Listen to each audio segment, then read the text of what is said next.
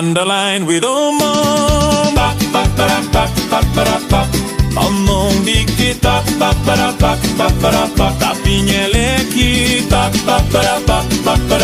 Omong dikit tapi nyelekit.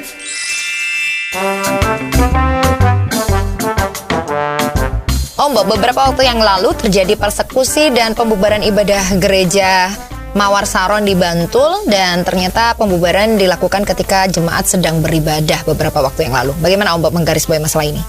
Masalah konflik umat beragama itu memang tidak pernah berhenti ya.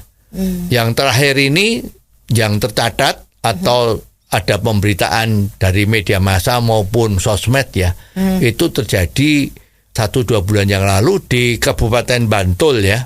Itu ada sebuah gereja Mawar Saron yang pada saat melakukan ibadah itu didatengin oleh oknum-oknum ya. Oknum-oknum dari agama yang lain minta itu dibubarkan.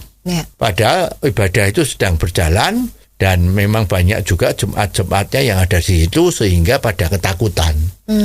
Dan dilihat bahwa pada saat itu ya ada aparat yang di sana. Ya, cuman aparatnya itu malah sepertinya kok berpihak kepada yang menuntut untuk dibubarkan itu dengan alasan demi kondusif situasinya, maka jemaat gereja dari Mawar Saron itu diminta ya lebih baik ngalah membubarkan diri. Nah, sekarang permasalahan ini muncul karena dari pihak Mawar Saron itu memang tidak punya gereja yang resmi. Ya, jadi menggunakan semacam rumahnya dari jemaat atau ada beberapa gedung pertemuan yang milik mereka untuk dijadikan tempat ibadah. Nah, oknum-oknum penuntut pembubaran itu mengatakan bahwa dia mengadakan ibadah itu kan tidak ada izinnya. Begitu, dengan alasan seperti itu. Nah, kalau dari pihak gereja Mawar Saronnya mengatakan bahwa izin itu tuh udah lama sekali diajukan, tetapi nggak selesai-selesai. Ya, jadi ini kan bagaimana? Lah, padahal undang-undang di Republik Indonesia itu kan menjamin orang untuk menjalankan ibadah sesuai dengan keyakinan dan agamanya masing-masing. Kan ini dilindungi oleh Undang-Undang Dasar. Nah, juga dari Pancasila kan, ketuhanan yang Maha Esa itu adalah terjemahannya semua yang mau melakukan kegiatan keagamaan sesuai dengan agamanya itu dilindungi oleh negara. Nah, ini kok sekarang nggak boleh. Kira-kira kenapa konflik rumah ibadah di Indonesia ini sering berulang, Om Bob? Ya, sebetulnya ini sudah banyak sekali ya. Itu lembaga-lembaga yang merasa diperlakukan tidak adil ini untuk melakukan appeal kepada pemerintah ya.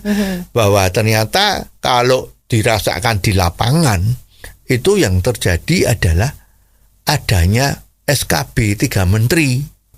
Itu kan mengatur syarat-syarat untuk mendirikan rumah ibadah.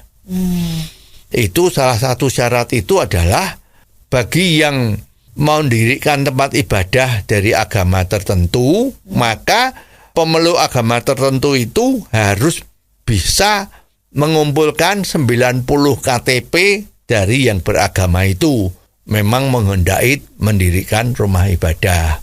Ya, di samping itu harus mempunyai 60 KTP persetujuan dari penduduk sekitarnya yang agamanya bukan yang mendirikan untuk rumah ibadah tadi. Ya, jadi ceritanya begini, misalnya sekarang mau mendirikan rumah ibadah agama Kristen, maka yang mengajukan itu harus bisa mengumpulkan 90 KTP dari yang pemeluk agama Kristen untuk menyatakan menyetujui untuk mendirikan rumah ibadah itu. Di samping itu dia harus mengumpulkan 60 KTP dari penduduk sekitar yang beragama bukan Kristen.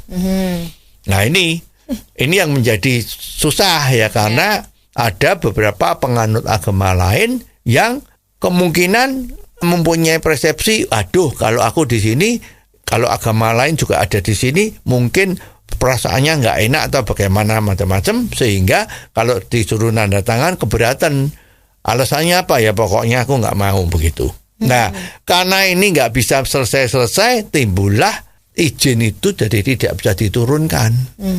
Nah, padahal situasi seperti ini itu dulu tidak pernah terjadi sebelum SKB 3 Menteri tadi itu turun. Nah, ini banyak sekali minta, Mbok yo ini tuh dicabut karena memang akar permasalahannya di sana. Ya, nah sebetulnya ini memang menjadi PR dari pemerintah kita, dari pemerintah yang dipimpin oleh Presiden Prabowo sekarang, bahwa urusan ini dari dulu nggak selesai-selesai. Ya.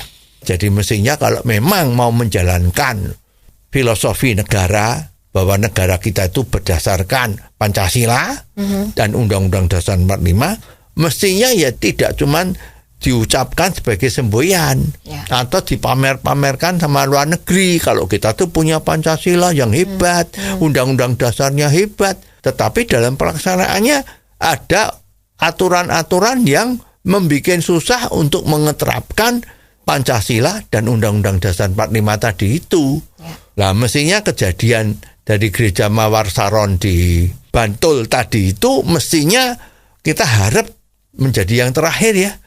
Karena situasi ini menjadi tidak enak sekali, karena bisa jadi loh ada orang yang beragama yang bukan Kristen yang ada di wilayah Indonesia bagian timur, itu kan mayoritas agamanya adalah Kristen. Itu juga kalau mereka sempat menjadi ikut-ikutan yang ada di Pulau Jawa ini kan jadi nggak karuan. Ya, pemerintah mengurusi sesuatu yang mestinya itu nggak usah diurusi seperti itu, asal SKB itu dicabut kan selesai. Karena yang mempunyai hak untuk mengeluarkan izin itu kan pemerintah. Ya, jadi pemerintah di sini mestinya jangan cuci tangan. Ya, pemerintah itu harus adil, jangan terus waduh, itu kalau mau mendirikan sana kan urusan pertama yang harus lolos adalah persetujuan dari warga dulu. Nah, ini kan kalau warganya sedikit bagaimana gitu kan pemerintah kan seolah-olah cuci tangan. Karena kalau bawah tidak setuju ya dia nggak bisa apa-apa. Nah, ini kan berarti kan terjadi dorongan-dorongan untuk terjadi benturan-benturan yang ada di masyarakat bawah. Jadi akarnya itu akan timbul seperti ini terus. Nah, pemerintah kan sepertinya yuk cuci tangan kan. Ayo, zamannya sekarang udah nggak boleh seperti itu. Zaman pemerintah baru sekarang Presiden Prabowo ini harus tegas agar supaya situasi yang seperti ini yang sudah berpuluh-puluh tahun ini jangan sampai terjadi lagi. Oh, jadi begitu ya Om Bob. Jelas deh sekarang. Terima kasih Om Bob untuk waktunya. Sampai ketemu lagi di waktu yang akan datang. Underline with Omong. Omong dikit tapi nyelekit. Omong dikit tapi nyelekit. Jika Anda suka dengan channel ini, jangan lupa subscribe, like, dan komen.